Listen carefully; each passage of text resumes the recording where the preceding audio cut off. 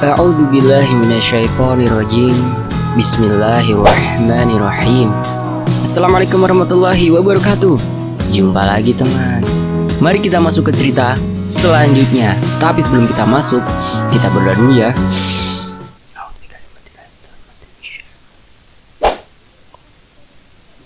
Allahumma shalli ala sayyidina Muhammad.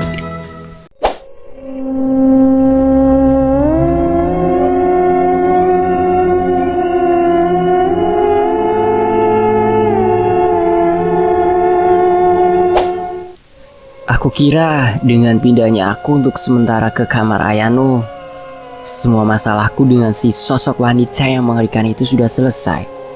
Well, aku salah. Aku sangat salah.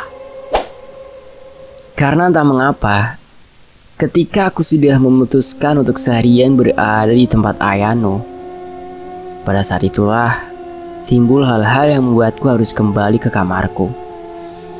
Salah satunya adalah ini. Masalah bulanan yang harus dihadapi oleh setiap wanita. Sialnya, hari sudah terlalu malam untuk pergi membeli paket yang diperlukan itu sekarang.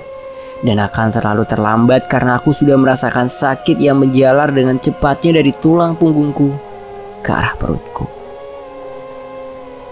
Ya ampun, bisa-bisanya aku sesial ini. Terpaksalah aku meminta Ayano untuk menemaniku ke kamar untuk mengambil keperluanku itu. Daripada Ayano harus panik karena melihatku berdarah-darah. Padahal setiap kali aku dapat, Ayano sudah begitu panik dan khawatirnya. Kadang-kadang malah aku sedikit melebih-lebihkan sakitku agar mendapat perhatian penuh dan dimanja. Memalukan sekali kalau dipikir-pikir.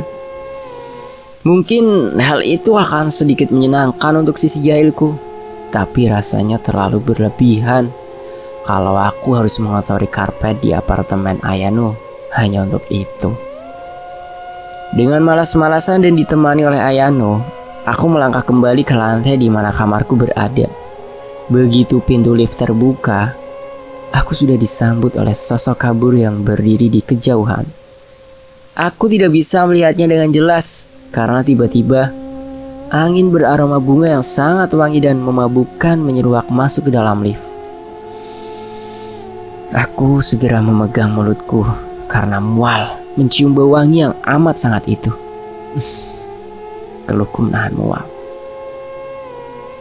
Ayano segera menahan bauku dan menanyakan apakah aku baik-baik saja. Dia berdiri di hadapanku sehingga menghalangi pandanganku ke depan. Namun, aku melihat gerakan dari bayangan kabur yang berdiri jauh di depan itu. Bayangan itu bergerak ke kiri dan menghilang. Ketika Ayano bergeser dari pandanganku, bayangan itu sudah tidak ada.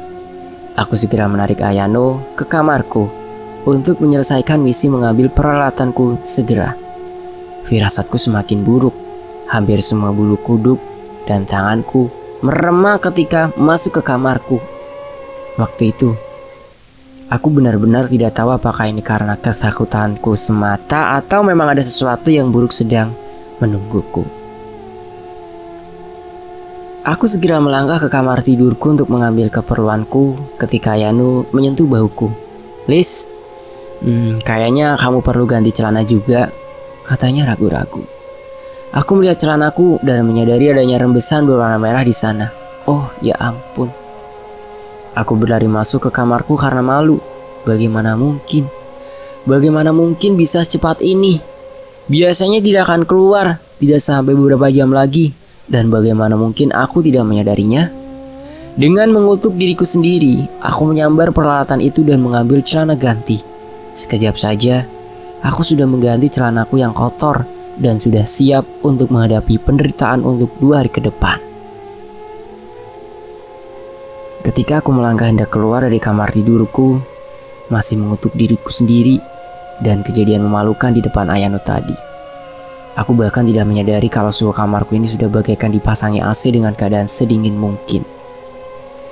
Padahal jangankan AC, aku bahkan tidak sempat menghidupkan lampu karena panik tadi. Aku tidak menyadari itu. Tidak sebelum beberapa saat kemudian. Aku menggapai kenop pintu dan membukanya. Namun, belum sempat aku melangkah keluar dari kamarku itu, pintu itu terlepas dari tanganku dan membanting tepat di depan wajahku. Brak! Pintu itu menabrak sedikit pundakku dan membuatku terbanting ke samping. Aku baru hendak bangun ketika sesuatu mencengkeram bahuku dan menarikku kencang ke belakang. Teriakku ketika tubuhku dengan cepat meluncur ke belakang dan menghantam pinggiran kasurku yang untungnya empuk. Dan tiba-tiba seluruh tubuhku bagaikan ditahan oleh sesuatu hingga aku tidak dapat bergerak. Satu-satunya yang dapat kulakukan adalah berteriak ketakutan. Pintu kamarku digedor. "Lis, kamu gak apa-apa? Ada apa?" teriak Ayano dari luar. Kok, tolong!" teriakku panik. Kali ini aku merasakan sesuatu menekan leherku ke belakang hingga membuatku kesulitan bernafas. Namun tidak sepenuhnya membuatku tercekik. Aku masih bisa bernafas. Namun sulit bagiku untuk berbicara sekarang. Lis, teriak Ayano dari luar, masih menggedor-gedor pintu kamarku. Aku berusaha mengatakan sesuatu pada Ayano dengan sia-sia. Lebih baik aku menyimpan udara yang bisa masuk ke dalam paru-paruku untuk bernafas.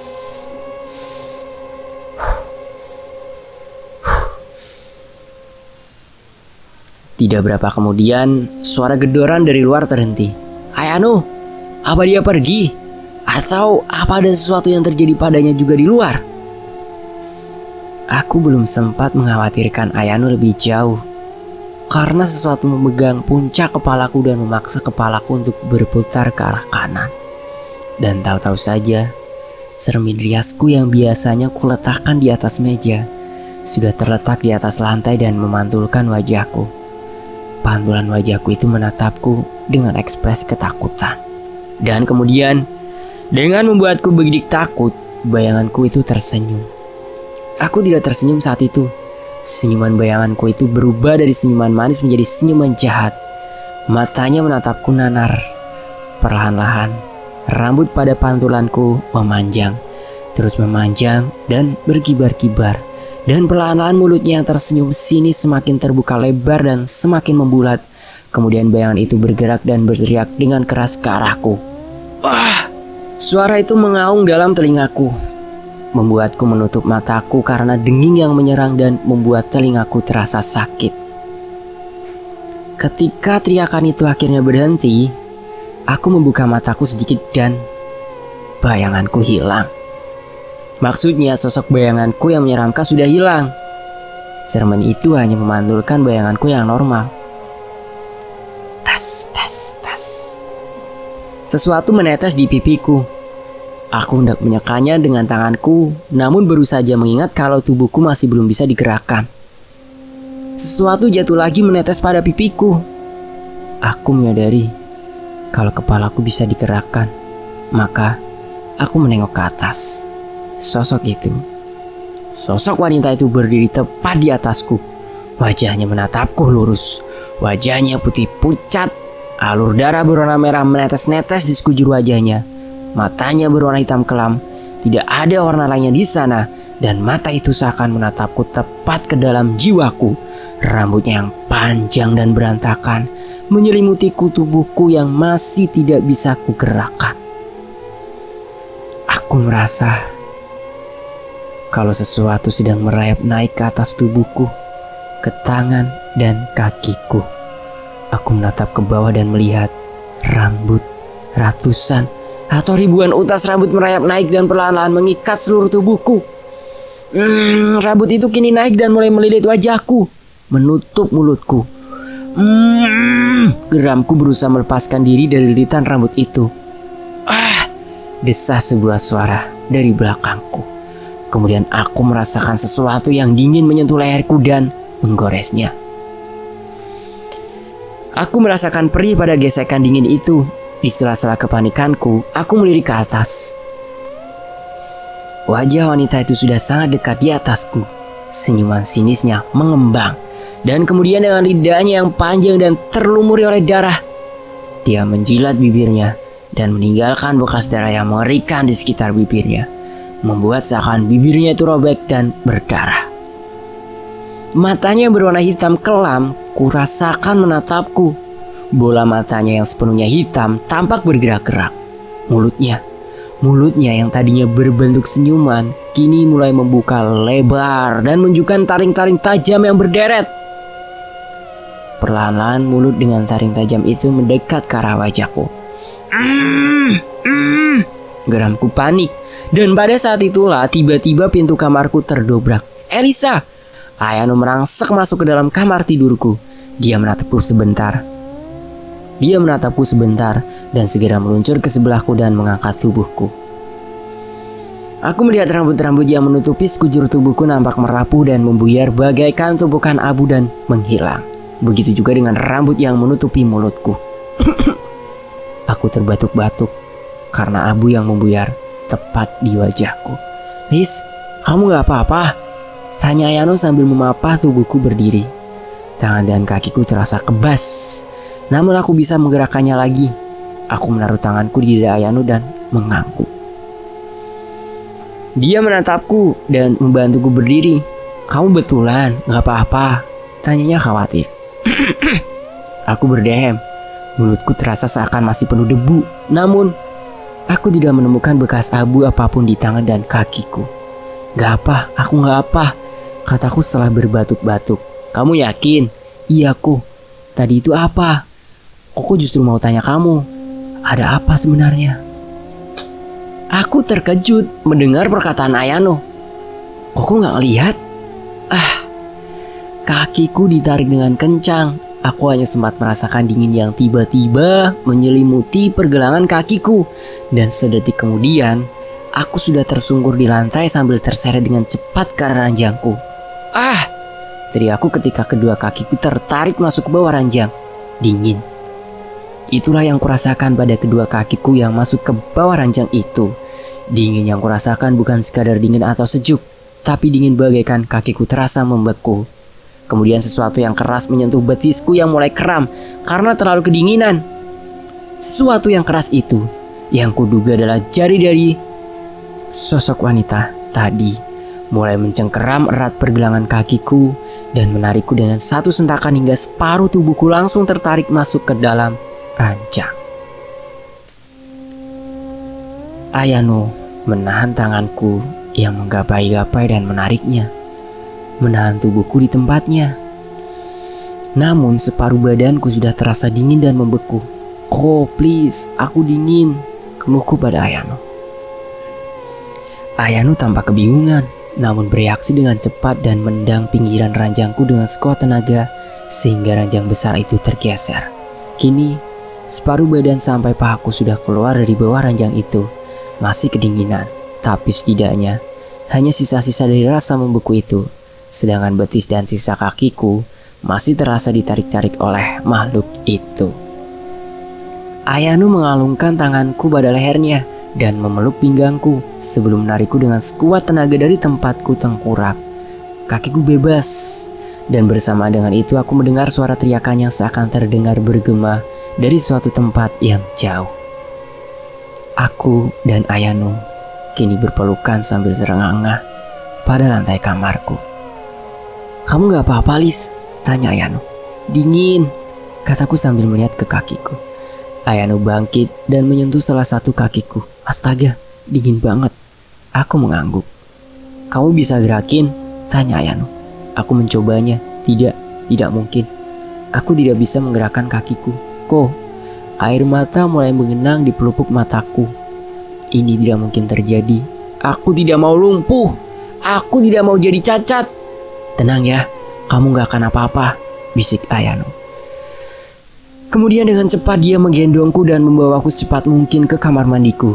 Dia mendudukkanku pada kloset yang terletak di sebelah tempat shower. Kemudian menyalakan shower itu. Ayano menyambar handuk yang berada di sana, menyelimuti kakiku dan memijat-mijatnya perlahan. Tidak lama kemudian, Ayano menjulurkan tangannya ke air shower yang mengalir. Kemudian, tanpa mematikannya, dia mengambil kepala shower dan menyiramkannya pada handuk yang menyelimuti kakiku. Rasa hangat yang tiba-tiba menyeruak di kedua kakiku terasa nyaman. Sementara Ayano terus menyiramnya dengan air hangat dan memijat keduanya dengan tangan lainnya, baru beberapa saat setelah itulah aku baru bisa merasakan kembali kakiku dan menggerakkannya. Walau aku masih sedikit sempoyongan ketika berdiri dan terpaksa bersender pada Ayano. Akhirnya selesai, pikirku. Tapi bagiku untuk tetap berada di kamar ini pada saat ini terlalu berat untukku. Untungnya Ayano menyetujui untukku tinggal di kamarnya sampai kapanpun yang aku butuhkan. Jadi kami kembali ke kamar Ayano, tidak melupakan peralatanku yang membuat kerepotan ini. Lis, apa kejadian hari ini itu gara-gara ini? Tanya Ayano pada saat kami berada di apartemennya. Ayano mengangkat kalender meja dan memperlihatkannya padaku. Aku menatapnya dengan bingung. Maksudnya? Tanyaku. Hari ini kebetulan banget, hari Jumat, tanggal 13, kata Ayano. Bukannya sering ya Jumat tanggal 13? Tanyaku kembali. Nah itu dia, hari ini kebetulan ada satu lagi yang spesial. Apa itu? Hari ini Kliwon, kata Ayano. Aku merinding entah mengapa dan aku tidak bisa tidur malam itu.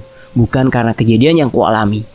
Apabila memang karena kebetulan yang mengerikan hari ini adalah Jumat tanggal 13 Kliwon, maka besok seharusnya sosok wanita itu tidak akan lagi menggangguku. Tapi masalahnya, sesaat sebelum pintu lift menutup tadi, aku melihat sosok wanita itu berdiri tepat di depan kamar apartemenku dan tersenyum sinis padaku. Ini belum selesai. Batinku mengatakan demikian padaku.